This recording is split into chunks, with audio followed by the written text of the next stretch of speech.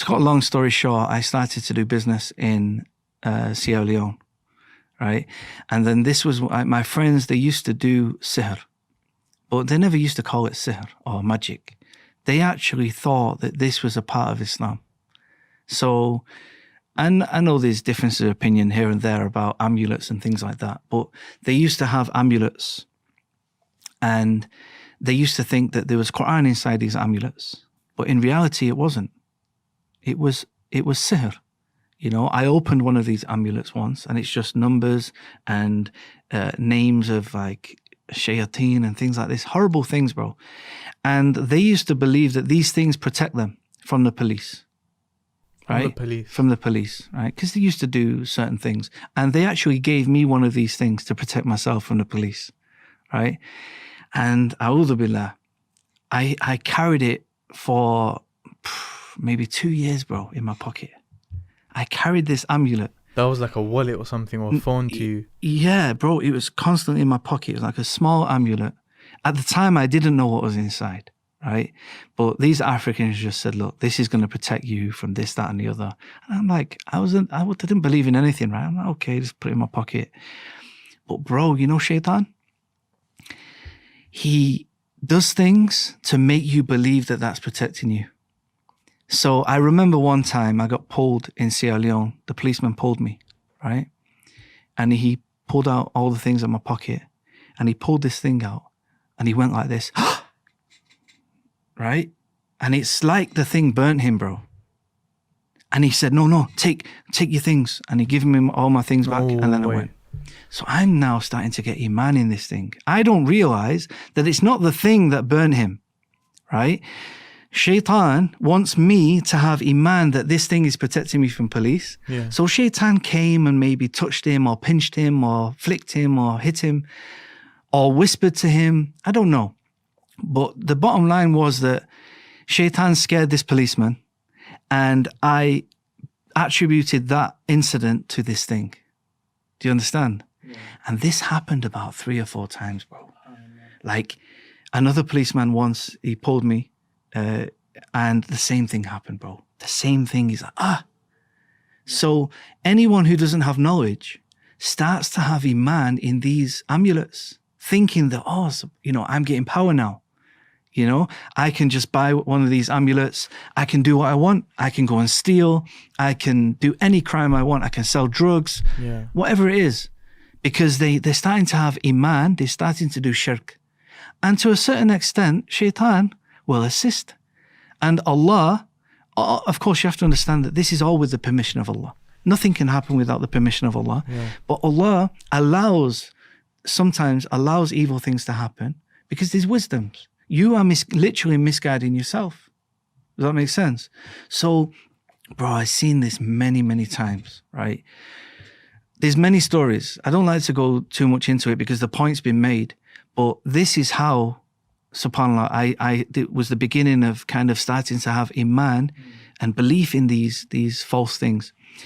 Another time I went to the northern parts of Sierra Leone in the jungle. It's called Kabbalah, right? And it's known as a city for sihr. And it's very evil, bro. There's literally magicians sat in the jungle and there's people queuing to see these magicians. Now, of course, they don't call them the magicians. They call them the sheikh. And they look like Muslims. They have beards. They dress like Muslims. They have the Quran. They have, beads. They have the hat. They look like a sheikh. And maybe they're knowledgeable. Maybe they know Arabic. Maybe they even memorize Quran. But somewhere along the line, they've learned about sihr and they're dealing with the jinn. And I've seen this, bro. I've seen them, they would say that they're speaking to this jinn, they're speaking to that jinn, this is going to happen, that's going to happen. And people will come with different problems and try to get the magician to deal with that issue. So if you have a court case, or if you have an exam, or if you have any issue in your life, maybe you're having an issue with you can't have children, or maybe you want to marry somebody. Any of these issues, these so-called magicians can fix it for you. But it's haram, bro, and it's shirk. And it's just fooling people. But people don't realize that when they get involved in these things, it takes you outside of Islam, bro. Does that make sense? So this was kind of a very important point to me. And then when I came back from Sierra Leone to England, I spoke to my Libyan friend and I said, look, you Muslims, you've got power. You know, I seen this happen. This Muslim gave me this thing and the policeman ran away and this other Muslim did this. And my friend said, no, this is haram. This is shirk. What are you doing? And I'm like, well, I'm not a Muslim. He said, no, we believe it's true. We believe these things can happen, but it's haram in Islam. So I was like, what do you mean? So he sat me down and he showed me a video by Dr. Bilal Phillips. So that same night when I watched this lecture by Dr. Bilal Phillips, my friend gave me a copy of The Fortress of a Muslim. You know, the small book of du'as. Some of them are ayah from the Quran and some of them are hadith. Yes. Now we know that both are wahi, right? Of course. You know, revelation. You know, and, you know, but of course the Quran has an extra status, right? Definitely, because it's Kitabullah, yeah? And I was saying to my friend, this is different. This one is different from this. Like, and he said, yeah, that's the Quran, that's the hadith. And then I'll turn the page, I'd read that and I'd read, and every time the ayah from the Quran, I just felt that it's different, bro. And I'm reading it in English, bro. SubhanAllah. Right? So I got onto one ayah.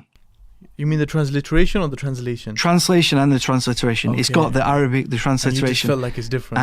And the English, right? But even in the English, bro, I was like, this is different to that, right?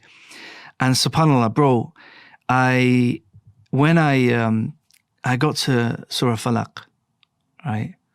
And it speaks about, you know, those who are envious, they're blowing in knots, tying knots, you know, at the daybreak, etc. I started crying, bro, because I'd witnessed this in Sierra Leone. I'd seen them rolling, literally, these taweez things with sihr in.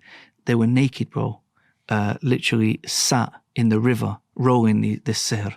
Literally, sometimes they would do it at, like, what I now know to be sunset time, and sometimes they do it at sunrise, bro. And they're making the sihr and they're blowing, bro. SubhanAllah, I seen it, bro. And that ayah was the one that really sealed it for me. I said, this is the protection from this. And that's when I started to put my iman now in this little book. So I moved it from the Taweez thing and I started to now, this little book went everywhere with me, bro. I was just reading the du'as, all the du'as, everything, you know, and that became the protection.